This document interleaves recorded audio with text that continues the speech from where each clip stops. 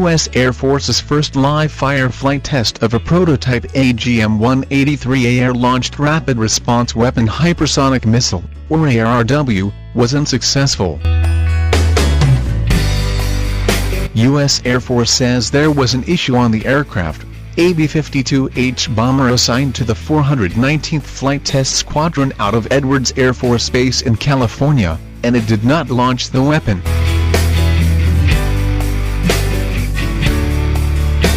The abortive test was conducted over the Point Mugusi test range in the Pacific Ocean off the coast of Southern California on April 5, 2021.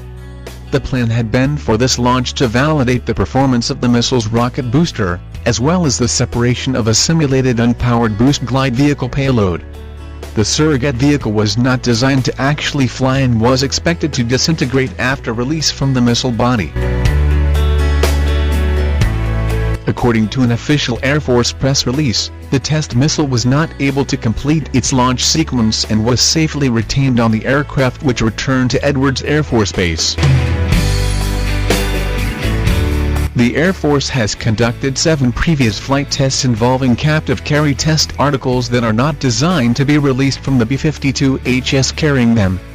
At present, the service plans to buy at least 8 full-up AGM-183A prototypes, some of which could be deployed in a limited operational capacity depending on how future flight testing goes.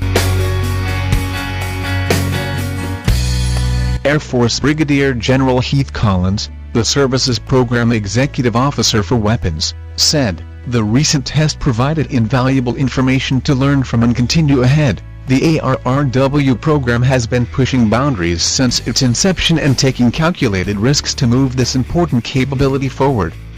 A complete prototype of the AGM-183A with an actual hypersonic boost glide vehicle inside its nose has also yet to be tested. Operational examples of these weapons will use their rocket boosters to loft those vehicles to an optimal speed and altitude.